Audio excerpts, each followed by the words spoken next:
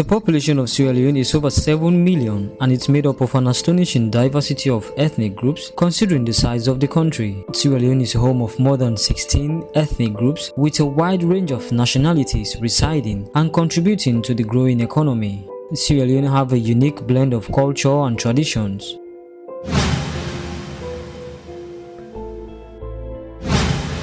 They are vibrant and expressive people. Their cultural values, traditions and belief system are widely practiced and respected. Many people have the saying that the culture of Sierra Leone is not widely practiced by its citizens in the country.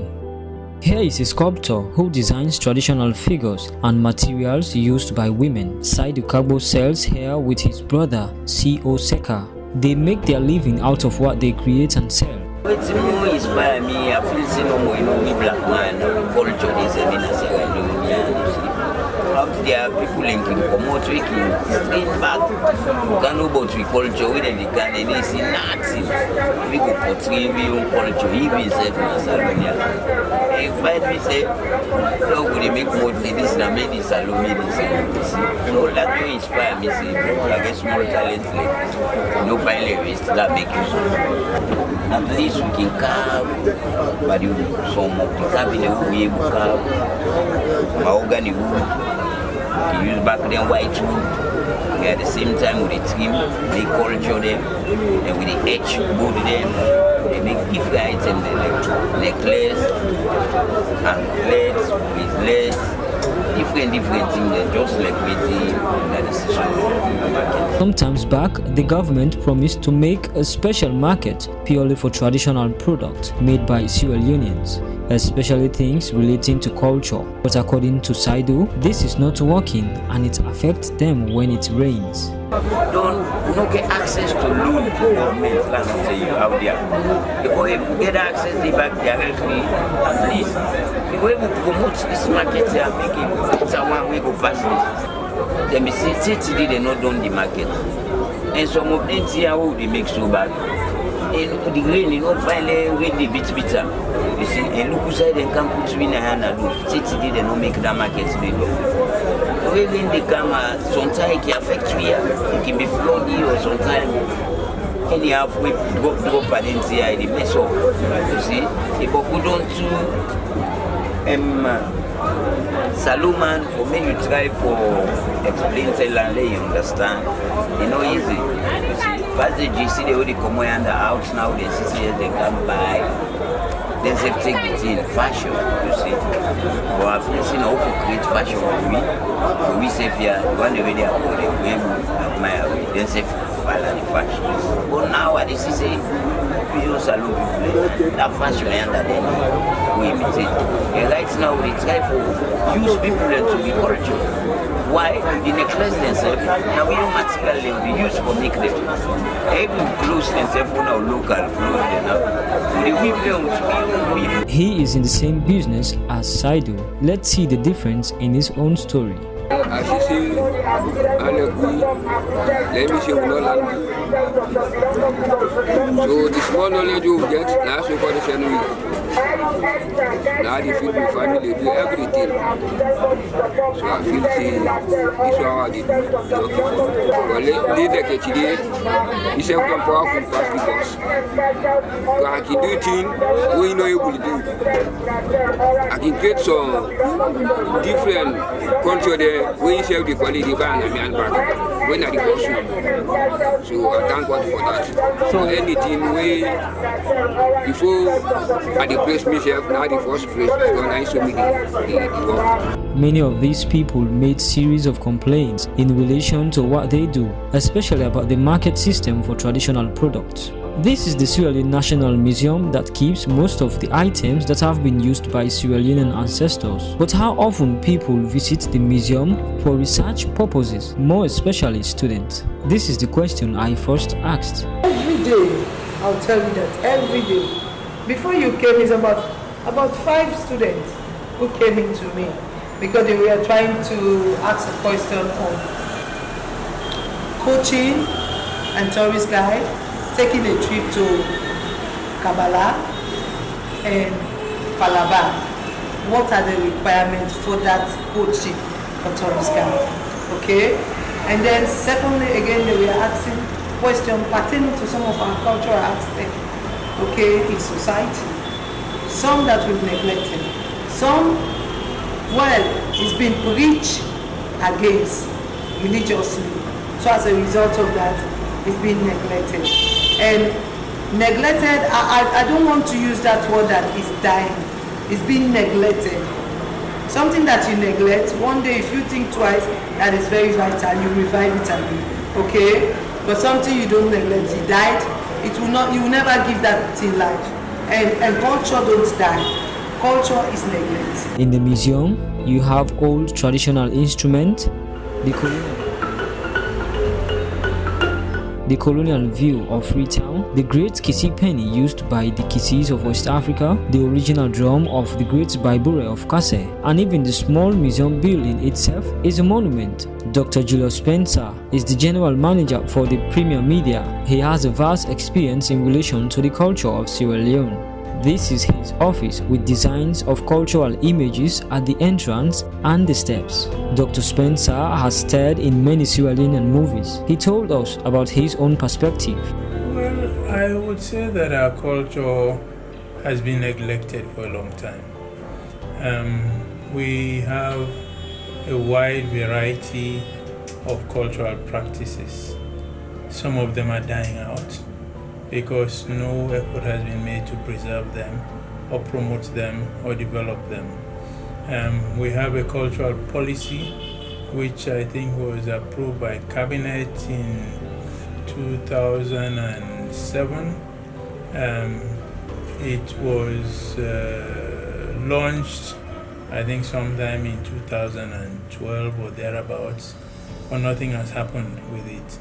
There has been no implementation. One of the key areas Dr. Spencer spoke about is that the current Minister of Tourism is not focusing on most of the important aspects in relation to the culture. Understanding of what culture is not just entertainment, it's not dance, it's a lot more than that. It is the way of life of a people.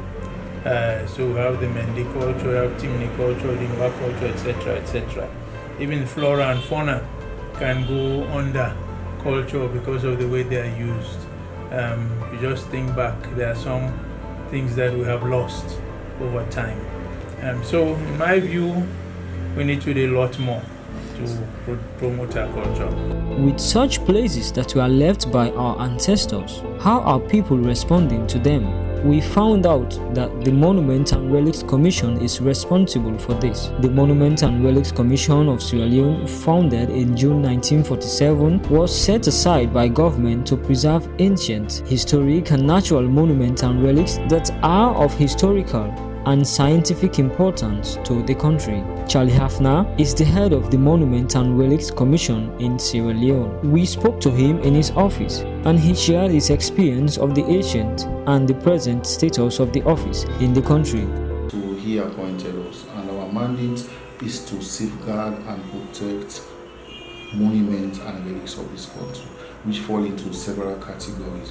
It could be cultural monuments, it could be historical monuments, it could be ethnographical monuments, archaeological monuments, you name it, if you want to classify. It fall into those categories, and even in terms of chronology, there are the pre-colonial monuments and relics, the colonial ones, and present-day ones.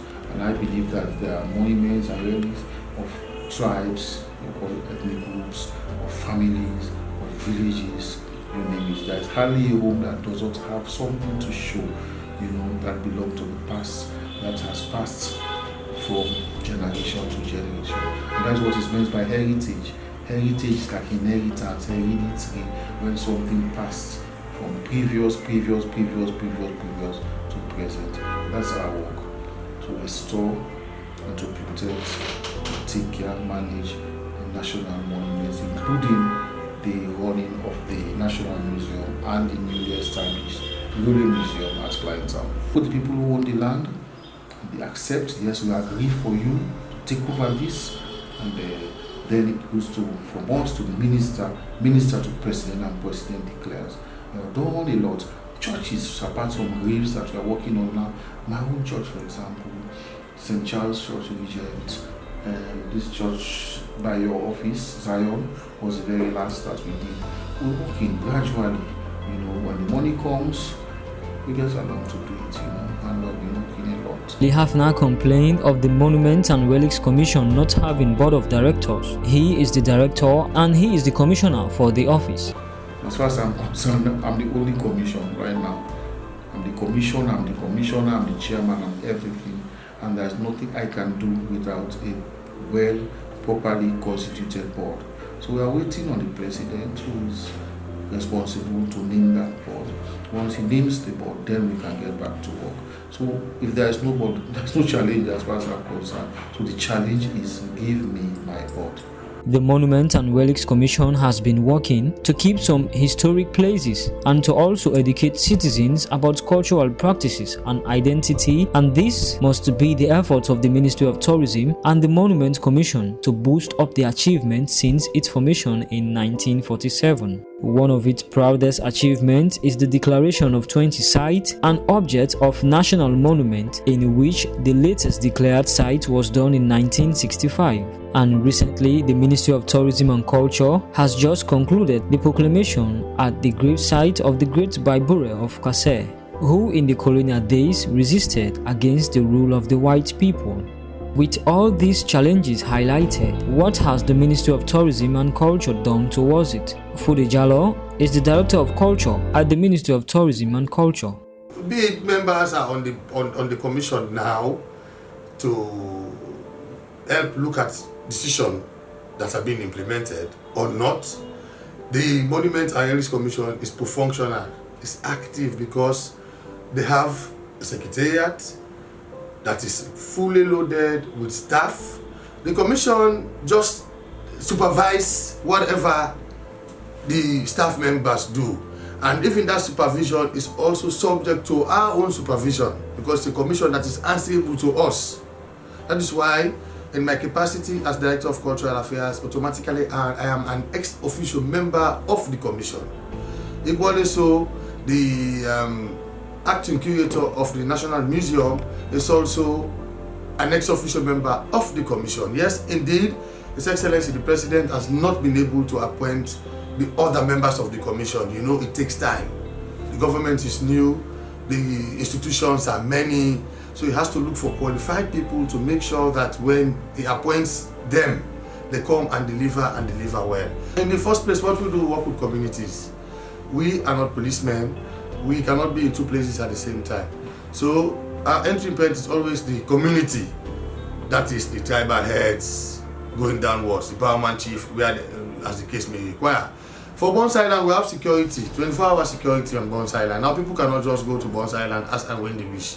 They have to contact us, they have to buy tickets via the Monuments and Relics Commission, even with the tour operators. For Baibure's grave, we are also dealing with the town chief through the paramount chief. So for each of these sites that we restore, we always make sure that we implement a management plan. We implement somebody who will manage. We have site managers, and the site managers work with the communities. So with regards security, with regards people manhandling what we've restored, no, that is no longer the case. We now put our mouth where our money is by making sure that we put security measures in place as well as work in line with the communities. And what we've done is that we've held a series of workshops recently, and there's one coming up for the paramount chief. Those workshops are to train people about heritage and tourism governance. We have our sites. Those sites are placed in various communities, various chiefdoms, various townships, and the people who reside in those townships equally benefit from those places, just like government will benefit. I will believe that they will benefit more than even government. Just this year, we have taken 2 sets of people to Egypt and to Burkina Faso. Just this year. We've made sure that private people, as well as we've taken dancers, cultural dancers. We've taken to even the newest set of performers. Did you watch the opening ceremony of the Sierra Leone Premier League? We saw those little boys and girls who came from China, who danced the Spider-Man, the lady with the drum. That was my first day I saw them, and I recommended them to be part of the team that we took to Egypt. Do you know those boys who sing the Islamic songs on Friday on TV? You know them, Abdurrahman and co. We took them on board that same thing that went to Egypt. We took one, there's a Rasta called Rasmelo. He teaches and he does handicraft, he produces footwears. We took him as an exhibitor.